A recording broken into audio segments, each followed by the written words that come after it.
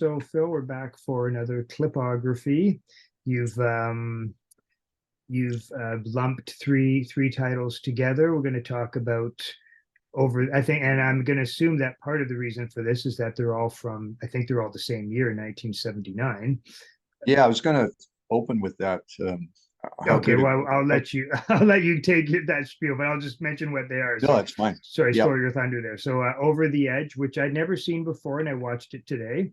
Quadrophenia, of course, related to the Who, and I've seen that I think now probably three times. Excuse me, and Rock and Roll High School, which I've maybe seen five times or something to that effect. So, When but was yeah, the so last time? 1970. Well, I watched Rock and Roll High School, some of it tonight, but probably No, it was Quadrophenia. I was interested in because oh, that was Quadrophenia. unavailable for a long time, hard to see. Yeah, at first I thought maybe I'd only seen it once. Like I know I saw it shortly after it came out, but I'm sure I saw it again at some point in the 80s because when I watched it yesterday, like so much of it, like just was familiar. So I just don't think I would have only seen it once in 1979. My memory's not that good. So I feel like I at least saw it in the late 80s, is what I Okay. suspect. I probably rented the video or something like that. So but I've definitely seen it twice, or maybe I saw it a second time in a repertory cinema. That's possible too. But I don't think I've seen it once, but at least probably 30 years since my last viewing. So Yeah, I saw it like probably 3 or 4 times right when it came out, but then a long time again, it was unavailable. And and then when for the blog when I wrote about it, it was I found a VHS on sale, and that's how I right. saw it. But now it's on Criterion. They redid, they put the whole prestige package out, and Yeah, that's what it's I watched it on. And I might yeah, watch some of the extras actually. I might watch some of there's some brief yeah, there are interviews some with it. extras. So Yeah. So what I was going to say is, yeah, you said why did I group them together? I was thinking in a lot of ways when I thought about these three films, this might be the most perfect grouping, like in terms of how these three films relate to each other. Um, Now, just let me get this up. I copied down the actual release dates. You're right; they're all in '79. The order they came out, Over the Edge came out May 18th. It had a limited release opening. Rock and Roll High School comes out August 24th, and Quadrophenia November 2nd. mm, And all three films, they're very different approaches, but they're all, youth revolt, right? yeah, yeah, very true. And they all come out in the same year within a matter of months. Yeah. Two of them are American, one of them is British. And it is such a perfect grouping in so many ways. Yeah, you could almost make a soundtrack with combining songs from all of them and it would cohere, right? Absolutely. So You could for sure. So we could do them either I had them listed a certain way, or we could do them in the order that they came out if you wanted to. whatever you feel, Phil, Well, whatever probably approach you makes want sense. to take. Okay. So I'm thinking it probably makes the most sense to do it in the order they came out. So we'll start with Over the Edge. Sure. So the first thing I wanted to say, I wanted to correct myself, something I wrote about it on the blog and in the book. When I wrote about it at the time, I went to see it at the Review Theater, and it was part of a series. I can't even remember the night. There was something that linked. I remember Colin Geddes, I think, was the host, and he led with all these trailers for all these really kind of cheesy 70s films. Anyway, I made a remark in whatever I wrote. He said that because of Over the Edge, it launched the Cheap Tricks Live at Budokan album. And I said, well, no, I don't think that's true at all. Number one, he pointed out how the film didn't do well. I said, okay, well, if it didn't do well, how could it have possibly launched this top 10 album? And the other thing I said, I thought that Budokan was already a big deal by the time Over the Edge came out. I'll amend that slightly. I mean, it's hard to say. I went and checked back in the Billboard charts. Budokan was released. Budokan came out February 79. So when Over the Edge came out May the 18th, Cheap Trick at Budokan, and we'll Mm, talk about why I'm even talking about that. I guess that should probably make that clear.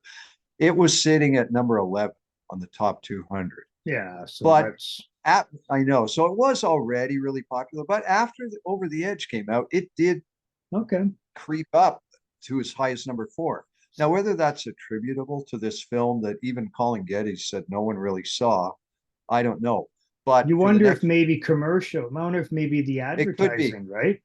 It could be. It could have just been the advertising. For the next few weeks, it did creep up a few places. The Hmm. number one album the whole time was Supertramp's Breakfast in America. Oh, really? Yeah. Yeah. So anyway, that was interesting. The other thing in terms of the timing, this comes out in May, and when I guess I looked at the Wikipedia entry, it said one thing it had to combat, there was kind of a backlash against gang-related films. In 78, there were 3 of them that there was The Warriors, which I'm sure you've seen. I just watched it Uh, recently for the first time. yeah, I'd never seen it before.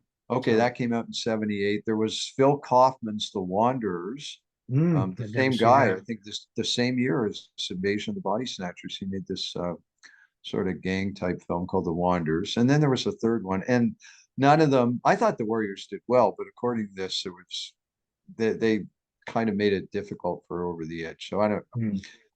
know.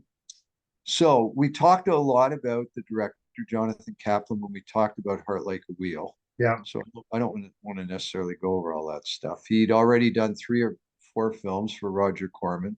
Heart Like a Wheel was 4 years away, which was Jonathan Kaplan's real breakthrough. Mhm. This is Matt Dillon's first film. And he was 4 years away from his breakthrough too, which is the 2 films he made for Coppola back to back. Right. Um, you know, Rumble, is it Rumblefish or something? Rumblefish and One for what's the more the, famous is one? it The one? Outsiders. The Outsiders. Yeah. Okay. Yeah. So that sort of gives you some context. It has turned into a cult film.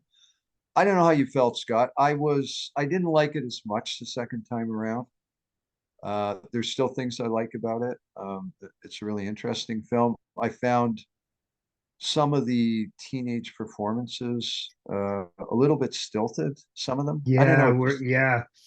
I When I think we're think on the about same page with this one. Yeah. yeah, I think about Fast Times at Ridgemont High or Virgin Suicides. It just seemed like the actors maybe they weren't that good and they were That's behaving like they thought teenagers should have behaved. I don't know. Yeah, I know. I found the exact same thing. I thought it was a very good movie. There were some great things in it, but as I was kind of watching it, that there's no one in this movie really except Matt Dillon, and that may be by default because we know him already. But He seemed but a little there's more skilled than some. yeah, and there's just like I just sort of walked away thinking there's no one from that movie I'm really going to be thinking about their face even. Like there's just something about it. Like he just doesn't pull great performances or and it's not like some of them aren't like sort of good looking and stuff like interesting to look at in a way, but there's Right. just something about it. I thought there's something blank I about agree the kids in totally. the movie, and maybe Yeah. maybe that's partly something to do with its setting as these bored kids in suburbia. But yeah, I just thought the characters aren't memorable enough. That's the one thing I thought that held that film down. So I do I agree would with you agree. on that. Yeah, it was probably the biggest. I don't know, it was a one thing for me, but it was certainly the biggest problem. And in fact, and kind of underscore that. Other than Matt Dillon, and another guy in the cast. I think the guy that actually sets off or the guy that likes to shoot people. He's not one of the 2 leads, but it's a third guy. They kind of make up at the end. His name's Vincent Spano. I don't know if you recognize him, but you've been telling me to watch John Sayles' Baby It's You. He's the lead actor in Baby It's You. Oh, it's been so long since I've seen that. Really, Okay, like I was like thinking as decades you since watch, I've seen that. yeah, I thought as you watch Over the Edge, you might be saying, where do I know that guy from? But so wait, what character was he? He played, there's sort of a third guy who's one of the 2 guys that sets the Right. whole thing off at the beginning. And then at the end, he approaches, he rolls up on his bike after Matt Dillon's been killed. He rolls up Yeah. on Carl, and Carl's got the gun. He says, "Be careful, that guy, Vincent's Right. his name." Okay. Well, you The must have actress, recognized the one other guy from the movie, right? The no, I don't the think cop, so. the cop, the Oh main cop yes, from Mean Easy Streets, right? Andy from Taxi Driver. Yeah, I was going to mention him. Jim. Oh, he's Taxi Driver too, and he's also in Mean Streets, right? Isn't he the like The vet who yeah, the flips vet out. who kind of flips out in the Yes. bar. In fact, I forgot about Taxi Driver, but Yeah, yeah, he's he's Easy absolutely in Andy. that too. Yeah. He's the guy Oh, that hooks Travis up Stephen Prince, who Yeah, buys. yeah, that's right. I know. He's funny. He's great. Peter and I quote lines from him all the time. Yeah.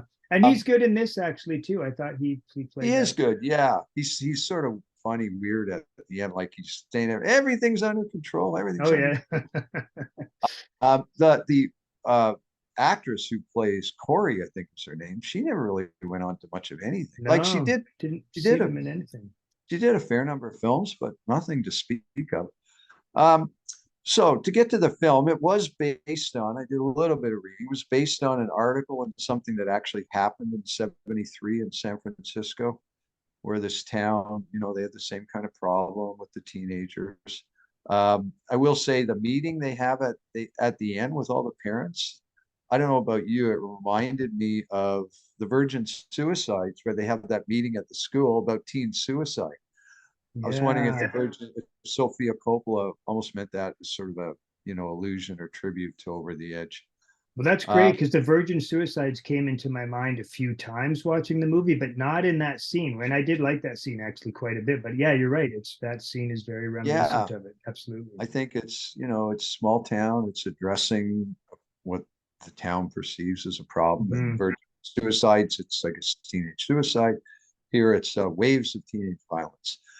Um, so it's based on that. I was thinking that in terms of the soundtrack, it really does, I think, does a great job of nailing a certain kind of white suburban high school, Yeah, circa 79. There's certainly, I don't think you see a single black character in the film. I could be wrong, in I this think high you're school. right. Yeah. Um, I jokingly called it Chuck Eddy High School in the thing I wrote for the blog. The soundtrack has, it's really perfect.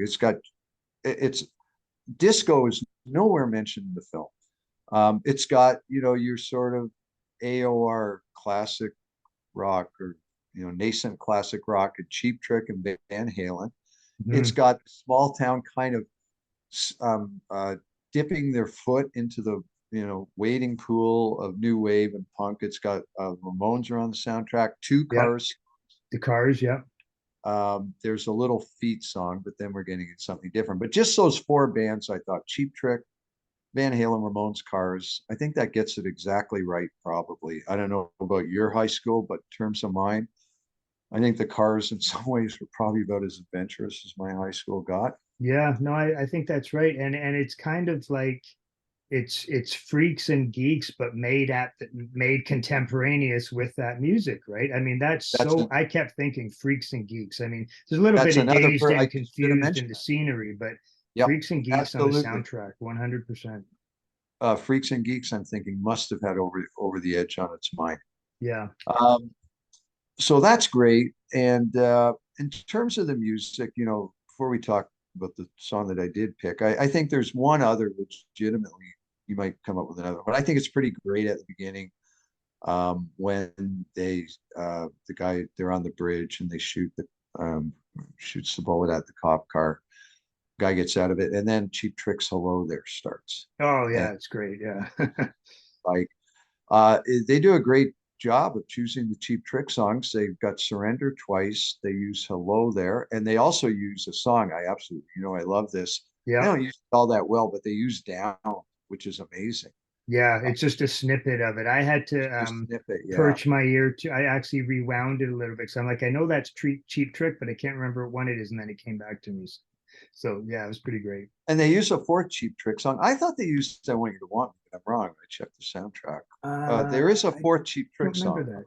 lesser I wonder if I known. wrote it down. I was writing some songs down. I don't have it written down, but I don't know. um, they use for the Ramones, it's Teenage Lobotomy, right? Yep, Teenage Lobotomy, and I And think the no, two just car that one. songs are Just What I Just What Needed, I Needed and Best Friend's and Girl, I Best think. Friend's Girl, and You Got Me for Van Halen. I guess Yeah, when I was reading up on the film, Eddie Van Halen been contacted by Jonathan Kaplan or whatever to try to write some mood music for the yeah. film. I don't. Well, not to Go get ahead. too clever here, but there's a sort of a chain, and I'm jumping ahead, but there's a kind of chain link fence between your three choices, other than what you mentioned, because it's a bit odd. But in this one, they have You Really Got Me, In Right. Quadrophenia, the guys actually keep. There's a couple of times where Phil Daniels comes back and he's just singing "You Really Got Me." Like it actually Oh, shows up in wow. the movie as him singing it. And then the Ramones link obviously to Rock and Roll High School, Yes. and I think there might Yep. even be another link between Rock and Roll High School and this one musically. But yeah, so it's And kind of again, neat. I'm curious if Jonathan Kaplan knew Rock and Roll High School was on the way when he chose the Yeah. Ramones. So I'm sure he did. He must have. You know, if somebody's making a film with the Ramones, that's news months ahead of time. So that's good. Is there, other than the one I'm going to talk about, was there another instance of music that really struck you? Well, there was one sort of bad one I thought, which was unfortunate. I didn't like the way the movie ended at all with the song. It was the cover Oh, the version of cover. Ooh Ooh Child. I Ucha. guess I Which shouldn't was say the hit? bad. I guess I shouldn't say bad, but it just That was a minor hit Ooh by Ooh Valerie Child. Carter. Yeah, that's right. Yeah, That's right.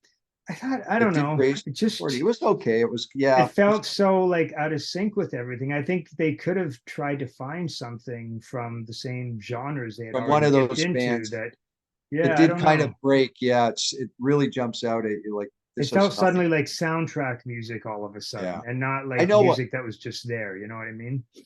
I mean. It was clear what mood they were after. They wanted Yeah. a melancholy, downbeat ending. But you're right. They probably should have gone for that. Might have been a good place to use downed, actually. I was thinking that. Yeah, exactly. You Yeah. know. Um, Now the one I chose was, and I liked it second time around. You know, it didn't.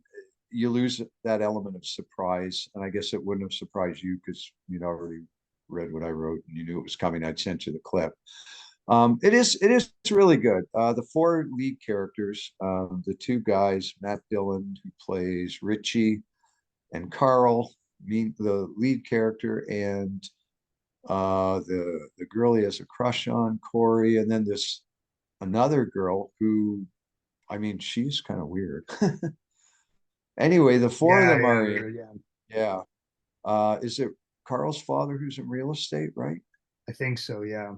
Yeah, so they're in this house that is being constructed, but it's kind of done halfway, and they're just hanging out. And the two girls, they found a gun. There's no real explanation why they have a gun. Yeah. And kind of allude to it, Yeah. but anyway. And they're in this place, just they got the gun, and there's a cassette deck there, or a boombox, or whatever. And Cheap Trick starts off. Cheap Trick is actually playing. Surrender's playing at very low volume. Mhm. Um, and then somehow she grabs the gun and she gets up, and the music, it just turned up on the soundtrack, and she starts sort of dancing around with the gun, sort of fake playing around with it. And I It's mentioned it great. reminded me so much of Apocalypse Now, which comes a few months later, where Mm. they have that bizarre scene where they fly in the Playboy bunnies and they're dancing to Creedence Clearwater's Susie Q, and they're using guns as a prop. And Wow. it's just so weird. She's just like one of the playmates in Apocalypse Now. I mean, she's young, but she's using the gun in the same way. She's really Anyway, good in it too in that she's scene. good. Yeah, she looks like she's having a great time. Yeah. Then she does she accident the gun accidentally fires?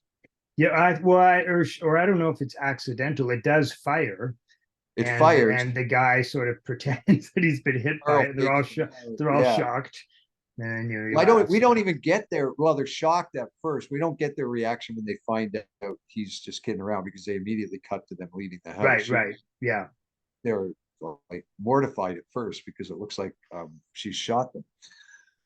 Anyway, the song is loud enough. It's good. It's Surrender. I think it's the only film I've Yeah. ever seen Surrender used in. Uh, you and I used it as kind of the key song for I Want to Be Sedated. And I I was started thinking, thinking about yeah, that. I was thinking tonight, my own relationship to Surrender. Um, I didn't see this film when it came out in 79. I was trying to, I'm always trying to place things on a timeline. When did I fall in love with Surrender? I think it was soon around the time, because the thing I know is that I used to go around in the car and I used to play this homemade mixtape, or it could have even been a mix 8 track, where I had what I thought were, I think it was a cassette. My, what I thought were the greatest songs ever at this Right. particular moment. This is where I'm driving myself up the wall trying to think, when was this? Because I didn't have any punk on it. I had Surrender. I had the Crystals to Do Run Run. I had Wow. American Pie. And this will really kill you. I had Bruce Springsteen's Promised Land. Wow. Oh, no, not Promised Land. Oh, Badlands. Badlands. Well, you I did saw tell me you that. used to like that song a Oh, lot, so for a year, I just loved it. yeah, I yeah, thought that, they're looking through me line was just the greatest thing. So I'm yeah, trying to think, yeah. when did I think these four songs? And I think it's Sweet Judy Blue Eyes. The only moment I can think is about 80 or 81, where I already know about punk, but I'm not ready to put anyone's song on this cassette or whatever. Wow. Um, and that must have when we came around to writing Sedated, that's still lingering in my mind that something about this song. But when the song was around 78, 79, I don't even know if I knew about it. I may have known about it. I knew I Want You to Want Me because that was probably the bigger hit, but I don't know how familiar I was. I think there was like a year or two, it took me a year or two to catch up with it. Yeah, I got it. I pretty much got it on like around the time it came out, but it was unknown. I went through a period and like especially I guess probably starting in 78, maybe seven, no, 78 probably, when my friends and I, a couple friends and I, we would actually just go shop. We'd make a trek to Toronto from London, and literally the whole purpose of the trip was to go buy like new wave and punk records. But we weren't reading enough about it to really know what was what and what was good. I mean, I was looking at Cream magazine and stuff like that, but Yeah. literally you would choose. It was fun. I mean, because you would just kind of choose them off the shelf based And you on what thought they of look Cheap like. Trick. Oh, yeah, I Cheap figured Trick this is was a the new new wave. wave Like, I name. think I did know something. It wasn't completely oblivious. I mean, we bought some stuff that was completely like obscure and we had never heard Yeah. of because it just looked neat. So I don't think Cheap Trick were that oblivious to me. And maybe I saw ads for them or someone else had told me it was good. So, but I assumed it was new Actually, wave, can and I make a I minor? treated it like a new wave record when I got it. I mean, and then same friends and I went and saw them live in London on the Heaven Tonight tour actually. Oh, So wow. they That's opened for the amazing. Cars. They opened for the Cars actually. So Wow. That's great. You and I are always saying things on these that we laugh about later. I have to slightly correct you. Cheap okay, Trick they were oblivious to you. You may not yeah, have been yeah, oblivious to Cheap yeah, Trick, but I think they were oblivious to you. yeah. I think I have that right. Yeah. Wait, I was oblivious to them. Yeah, yeah. Yeah. They didn't know. Something They about didn't know me.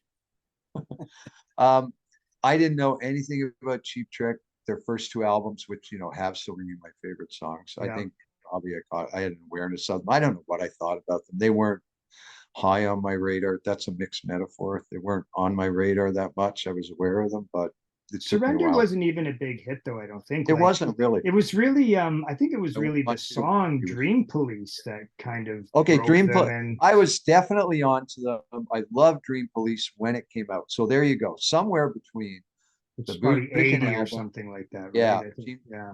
I think Dream Police comes out 80. I love Dream Police when it comes out. I still think it's a great song. Um, anyway, so Over the Edge, I think just to get back to the film, Yeah. I understand why it has cult status. I think, and it certainly caught my eye the first time. Um, it didn't hold up quite as well the second time. Certainly worth seeing. I think, I obviously much prefer Heart Like a Wheel, but it's an interesting film. And the ending is just wild because the ending does kind of anticipate Rockville High School, which does Yeah. it as a joke where they blow up the school. What is it that gets set on fire at the end? It's not the school, is it? I got to admit, I Oh, it's nodded the off. whole, it's Right? like the parking lot and all the cars. I mean, Okay, yeah, yeah. it's kind of an absurd scene because they lock all these, Parents are locked in. and like they're trying to get, they're chained, but like, well, why doesn't someone just think to smash through the windows? And like all these kids are burning your cars that they're still trying to get out the doors. It's like get something and smash the window to get out. Like it's kind The of whole time, ridiculous in that way. Easy Andy, the cop, is saying it's okay, everything's Yeah, under. yeah, yeah. I got to admit, last thing I'll say, that counselor was really nice looking. Miss Oh yeah, Volpe, yeah, she she was actually, was yeah. great, and she had the great, perfect She didn't have a rapport. great part, but yeah, she was excellent, or a big part, I mean, but she was Yeah, excellent. the parents are they're all screaming at each other at the end. Yeah. It's pretty interesting. I'll just Okay, throw in so a couple yeah, quick please things do. actually. It's interesting when you mentioned the scene Surrender as reminding you of Apocalypse. Now, who the girl kind of reminded me of a little bit was Johnny Boy in Mean Streets to Mickey's Monkey. Now, I don't remember if Johnny Boy actually had a gun. I don't think he did, but he's kind of dancing around like that crazed sort of thing. And for some reason, I just started thinking about that. The other thing Yeah, that I that makes found sense. out about the movie, which is kind of interesting. Oh, I don't know. I got some deny. I hope we're still You know, recording. no, What that's was that? asking me to send you a request for something, Oh, Mike. okay. So just so The you other know. thing, did you know you were talking about, the movie being a cult status? Yeah, You know who this movie really meant a lot to? Apparently, yeah. as Kurt Cobain, and apparently "Smells Like Teen Spirit" comes out of this movie. Oh, I wow, read that's that in a amazing. few places. I Like don't think I apparently, knew he that. was quite explicit about saying that. So That is interesting. Very interesting. I don't think I've ever read that. Wow. I'm gonna actually look tonight, see if I can find him, talk about it in some interview. yeah.